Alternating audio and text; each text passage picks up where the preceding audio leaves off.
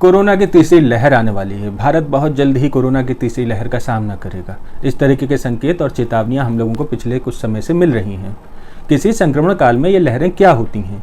अगर कोरोना की तीसरी लहर आनी है तो उसके आने का कब तक का अनुमान है? क्यों कोरोना की तीसरी लहर हमारे बच्चों पर ज़्यादा दुष्प्रभाव करेगी? और क्या कोई ऐसा तरीका है जिसके माध्यम से बच्चों पर होने वाले दुष्प्रभावों को कम किया जा सकता है? जानते हैं ये सब कुछ इस वीडियो में।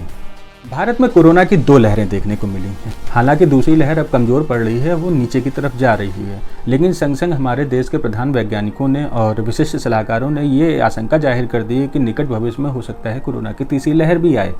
जैसा अभी हम लोग ने अमेरिका में देखा कि वहाँ 3 लहरें गुजरी और उन्हें वहाँ पर बहुत ज़्यादा प्रकोप दिखाया। अभी अमेरिका में चौथी लहर चल रही है, लेकिन इस बार वहाँ पे संक्रमण के मामले बहुत कम देखने को मिल रहे हैं, जिसका कारण उनके यहाँ सशक्त टीकाकरण है। और ऐसी भी संभावनाएं जाहिर की जा रही हैं कि निकट भविष्य में वहाँ पे मास्क से भी छूट मिल सकती है। लेकिन भारत में अभी ये बहुत दूर की कौड़ी लगता है। देखिए, कोरोना के संक्रमित मरीजों का अगर हम दिन के सापेक्ष एक ग्राफ तैयार करें तो इसमें हमको कर्व दिखाई देता है। ये कर्व ठीक समुद्र में उठने वाली लहरों के समान होता है, यानी कि इनकी प्रकृति समुद्र में उठने वाली लहरों जैसी होती है, जो समय के साथ धीरे धीरे ऊपर जाती है, फिर नीचे आती है और एक निश्चित समय के बाद फिर अपनी पुनरावृत्ति करती है। महामारी के दौरान संक्रमण के इस घटते बढ़ते मामलों को दर्शाने के लिए एपिडेमियोलॉजिस्ट के द्वारा लहर शब्द का प्रयोग किया जाता है।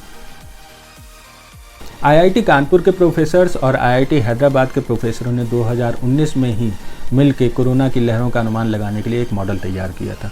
इस मॉडल का नाम है सूत्र मॉडल। यह मॉडल उपलब्ध आंकड़ों के अनुसार इस बात की गणना कर सकता है कि भारत में कोरोना की अगली लहर कब तक आएगी।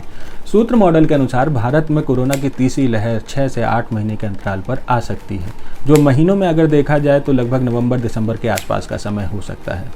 आज के समय में तो कोरोना की तीसरी लहर एक काल्पनिक गणना है।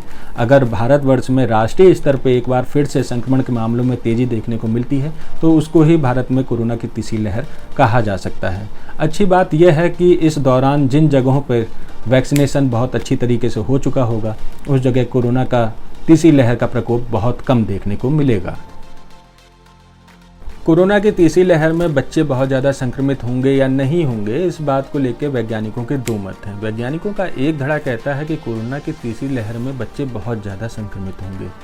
वह इस बात को इन तथ्यों के आधार पर कहते हैं कि कोरोना की पहली लहर में हमारे बुजुर्ग बहुत ज़्यादा संक्रमित हुए थे और उनका वैक्सीनेशन भी कंप्लीट हो चुका है, जिसकी वजह से उनके अंदर कोरोना वायरस के अगेंस्ट इम्यूनिटी मौजूद है।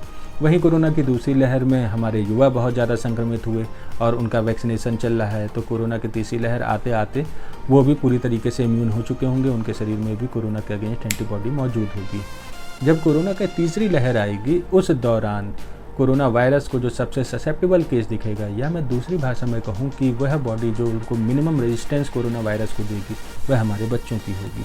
इसलिए यह अनुमान लगाया जा रहा है कि कोरोना की तीसरी लहर में बच्चों के संक्रमण के मामले बहुत ज़्यादा देखने को मिल सकते हैं। वहीं वैज्ञानिकों का दूसरा धड़ा है जो कहता है कि इस बात के कोई पुख्ता सबूत नहीं है कि कोरोना की कोई पर्टिकुलर लहर किसी पर्टिकुलर एज ग्रुप को अफेक्ट करेगी। जैसा हम सभी ने देखा कि कोरोना की पहली लहर में भी बच्चे संक्रमित हुए थे और कोरोना की दूसरी लहर में भी बच्चे संक्रमित हुए हैं। अच्छी बात यह है कि वो पहली लहर हो या दूसरी लहर, दोनों में ही हमारे बच्चों में संक्रमण तो हुआ, लेकिन उनमें लक्षण या तो ना के बराबर थे या फिर वो पूरी तरीके से एसिम्प्टोमेटिक थे, जिसके पीछे कारण उनके शरीर में एस रिसेप्टर्स की कमी होना हो सकता है। तो एज ए पेरेंट्स हमको यहाँ सतर्क रहने की ज़रूरत है, डरने की ज़रूरत बिल्कुल नहीं है। देखिए, कोई भी वायरल डिजीज़ हो, चाहे वो कोरोना वायरस डिजीज़ हो या सामान्य वायरल फ्लू हो, जो बचाव का मूल मंत्र है या मैं कहूँ कि फर्स्ट लाइन ऑफ डिफेंस है, वो है WMD।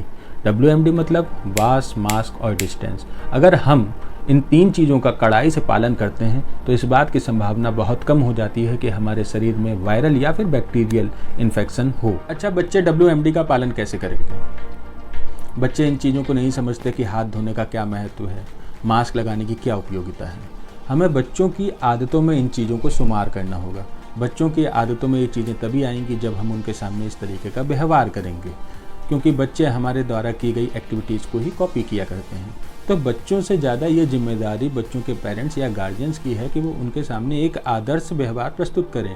मसलन मास्क को कैसे लगाना है, हाथ को कैसे और कब और कितनी बार धोना है, अपने आँखों को, मुंह को, नाक को नहीं छूना है। अगर हम इस तरीके के तौर तरीके उनके सामने करते रहेंगे तो निश्चित तौर पे एक दिन उनकी आदतों में ये चीज़ें शुमार हो जाएंगी। इन सब के बावजूद मान लेते हैं कि संक्रमण किसी तरीके से पहुंच भी जाता है, तो सेकंड लाइन ऑफ डिफेंस जो रहेगी वो रहेगी हमारे बच्चों की इम्यूनिटी। हम सभी जानते हैं हमारे बच्चों की इम्यूनिटी बहुत कम होती है, जिसकी वजह से आए दिन उनमें संक्रमण होते रहते हैं। बच्चों की इम्यूनिटी बढ़ाने के लिए हमें उनकी डाइट पे फोकस करना होगा। हमें देखना होगा कि उनकी डाइट में पर्याप्त मात्रा में vitamin A, B, C, D, E के और माइक्रोन्यूट्रिएंट्स हैं या नहीं हैं।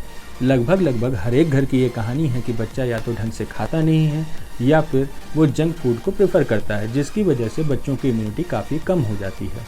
बच्चों की इम्यूनिटी बढ़ाने के लिए आप उनकी डाइट में फलों को शामिल कर सकते हैं। मसलन विटामिन ए बढ़ाने के लिए आप गाजर, पपीता, बनाना आदि का इस्तेमाल कर सकते हैं। विटामिन सी जो कि इम्यूनिटी में बहुत अच्छा रोल प्ले करता है, आप उसके लिए सिट्रस फ्रूट का इस्तेमाल कर सकते हैं। आप ऑरेंज जूस दे सकते हैं उसको, या फिर आप आंवले का चूर्ण दे सकते हैं। बच्चों के संग थोड़ी ये समस्या आती है कि वो आंवले चूर्ण का इस्तेमाल नहीं करते हैं, तो उसका एक सब्स्टिट्यूट हो सकता है कि आप उनको गुआवा दे दें। गुआवा भी एक रिच सोर्स है विटामिन सी का। इसके अलावा माइक्रो न्यूट्रिएंट्स के लिए आप उनको ड्राई फ्रूट्स दे सकते हैं। मसलन आप उनको अखरोट, बादाम या फिर मूँगफली दे सकते हैं। इन सब के बावजूद कुछ केस ऐसे मिलेंगे जहां पेरेंट्स ये मान चुके होंगे कि उनका बच्चा तो कुछ खाने वाला है नहीं। ऐसे में होम्योपैथी उनके लिए बहुत काम की हो सकती है। होम्योपैथी में बहुत सी ऐसी दवाइयाँ मौजूद हैं जो आपके बच्चों की इम्यूनिटी को स्ट्रॉन्ग कर सकती हैं, उनको बूस्ट कर सकती हैं। ऐसे पेरेंट्स को मेरी यही सलाह रहेगी कि वो अपने होम्योपैथिक फिजिशियन से मिलें।